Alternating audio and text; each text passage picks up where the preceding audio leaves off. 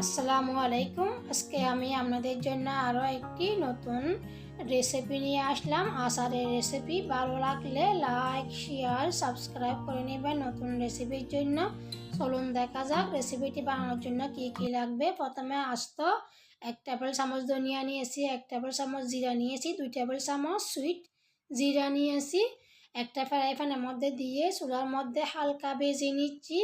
খুব সুন্দর একটা গ্রান আসলে চুলার আঁচটি বন্ধ করে ঠান্ডা করে একটা ব্লেন্ডার জারের মধ্যে নিয়ে আমি একটু আধো ভাঙা করে নিব।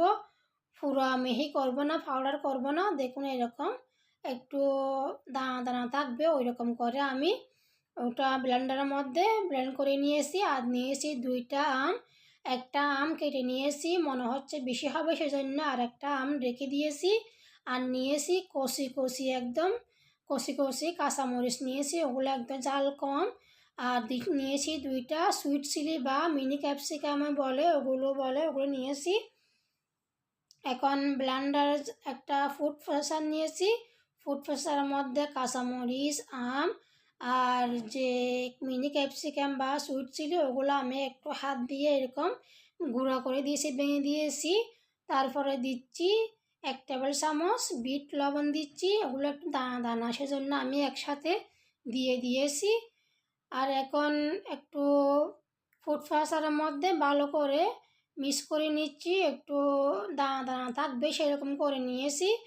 একটা বোলের মধ্যে নিয়েছি, বাকিগুলো সেম একইভাবে করে নিচ্ছি। আর দিচ্ছি কয়েকটা রসুনের কোয়া দিচ্ছি। রসুনের কোয়াগুলো দিলে খুব সুন্দর একটা গ্রান বের হয়।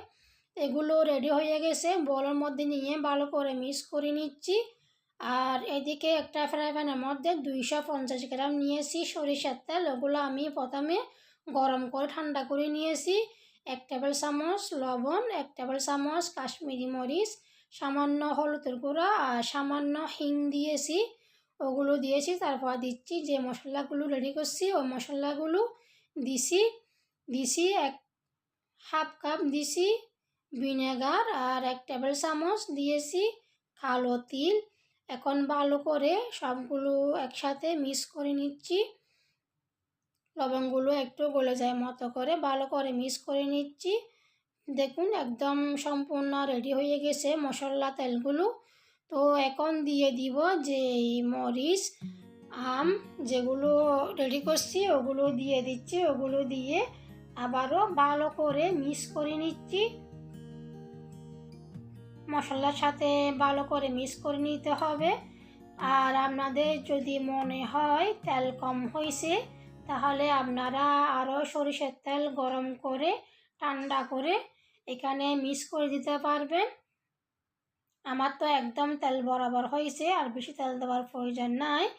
আর এই আচারটি আপনারা সাথে সাথে বানিয়েও খাইতে পারবেন, আর না হলে 2-3 দিন রেখে খাইলেও আরও স্বাদ দ্বিগুণ হবে। আমি সাথে সাথে খেয়ে ফেলছি, খুব ভালো লাগছিল।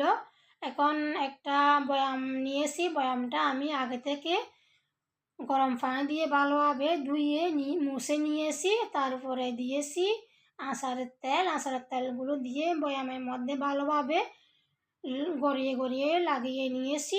এখন সব আচারগুলো দিয়ে দিচ্ছি, বয়ামের মধ্যে আচারগুলো নিয়ে নিয়েছি। আর এই আচারটি আপনারা বছর জুড়েও খাইতে পারবেন, চাইলেও 1 মাস রেখেও খাইতে পারবেন। এই আচারটি আপনারা নান, রুটি, পরোটা, রুটি, ভাত সবগুলোর সাথে আপনারা এই আচারটি খাইতে পারবেন, খাইতে খুব ভালো লাগে। আর এটা আমি ঢাকনা বন্ধ করে রেখে দিব। যদি আপনাদের ভালো লাগে তাহলে আপনারা অবশ্যই ট্রাই করবেন। লাইক, শেয়ার, সাবস্ক্রাইব করে নেবেন নতুন রেসিপির জন্য।